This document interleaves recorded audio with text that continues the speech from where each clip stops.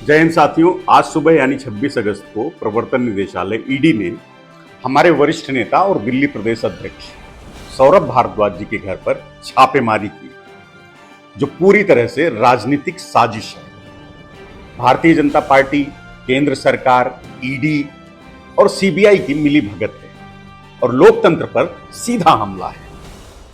ये एक पुराना मामला है, स्वास्थ्य विभाग से जुड़ा है, लेकिन आपको हैरानी होगी कि जिस वक्त का ये मामला है उस वक्त सौरभ भारद्वाज जी स्वास्थ्य मंत्री ही नहीं थे। वो तो कुछ साल बाद मंत्री बने। तो सवाल ये है कि फिर उन पर आरोप क्यों, छापेमारी क्यों? मतलब साफ है कि ये छापेमारी बेबुनियाद है। ये बात तो ईडी को भी पता है। तो क्या ये छापेमारी वो बीजेपी के इशारे पर किसी साजिश के तहत कर रही है? पूरा देश जानता है कि ईडी अब स्वतंत्र एजेंसी नहीं रही, बल्कि बीजेपी का हथियार बन चुकी है। यह शर्मनाक है कि ईडी जैसी संस्था मोदी सरकार की कठपुतली बनकर विपक्ष को निशाना बनाती है। बीजेपी को और मोदी जी को देखिए, ये लोग जब विपक्ष उनकी नाकामियों पर सवाल उठाता है तो ईडी और सीबीआई को आगे कर देते हैं।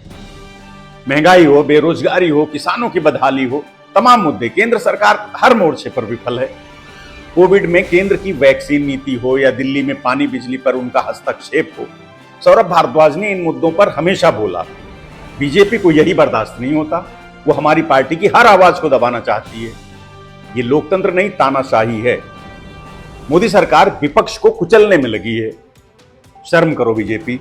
अपनी नाकामी छिपाने के लिए जांच एजेंसियों का दुरुपयोग कर रहे हो। और इस छापेमारी की टाइमिंग देखिए, ठीक तब जब मोदी जी की डिग्री पर कल से एक बार फिर विवाद छिड़ा है।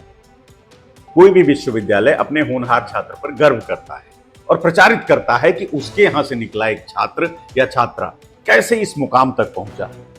लेकिन पूरा देश हैरान है कि दिल्ली विश्वविद्यालय आखिर नरेंद्र मोदी जी की डिग्री सार्वजनिक ना करना पड़े, इसके लिए सीआईसी के आदेश के खिलाफ उच्च न्यायालय चला गया। डिग्री पर आम आदमी पार्टी ने भी सवाल उठाए, लेकिन बीजेपी ने उसका जवाब तो नहीं दिया। इसके बजाय वो ईडी को सौरभ जी के पीछे लगा देते हैं। ये ध्यान भटकाने की साजिश नहीं तो और क्या है? अरे भाई बीजेपी, डिग्री पर जवाब दो। विपक्ष को फंसाकर अपनी नाकामी मत छुपाओ। ये डरपोक रवैया है और देश की जनता इसे देख रही है। ईडी और सीबीआई की बात करें तो इनकी विश्वसनीयता आप सब जानते हैं कि खत्म हो चुकी है।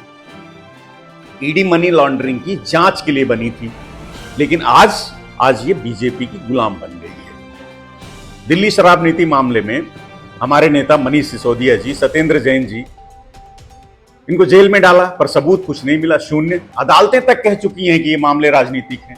बिना किसी पुख्ता सबूत के सिर्फ आरोप लगाकर छापेमारी करना और सरकारी एजेंसियों का दुरुपयोग करना है इनको। 2018-19 में दिल्ली सरकार ने कोविड के लिए रिकॉर्ड समय में अस्पतालों में स्वास्थ्य व्यवस्थाएं बनाई, जबकि केंद्र सोया रहा। बीजेपी को जलन हुई क्योंकि उनकी नाकामी उजागर हो गई। ईडी, तुम ये जो बीजेपी के इशारे पर नाच रही हो, ये मत भूलो कि तुम जनता के पैसे से चलते हो, ना कि मोदी जी की जेब से। उद्धव ठाकरे, ममता बनर्जी जैसे तमाम विपक्षी नेताओं को निशाना बनाया जाता है, लेकिन पीएम केयर फंड्स की जांच अभी तक नहीं हुई, कभी नहीं होगी। ईडी सीबीआई, तुम लोकतंत्र का गला घोंट रहे हो। शर्म आनी चाहिए। बीजेपी की रणनीति तो साफ है, आम आदमी पार्टी की हर आवाज को दबाना है उनको। हम केंद्र की गलत नीतियों पर बोलते हैं, लेकिन बीजेपी हमें डराकर चुप कराना चाहती है। तो सुन लो मोदी जी, हम डरेंगे नहीं।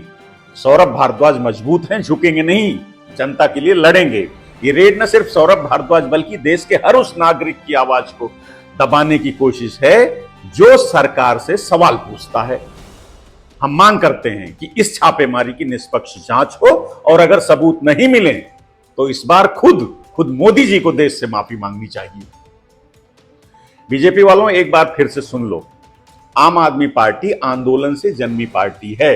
याद रखना, तुम्हारे अन्याय के खिलाफ मजबूती से संघर्ष करेगी, तुम्हें हर दिन एक्सपोज करेगी और तुम्हारी तानाशाही खत्म करके रहेगी। जय हिंद।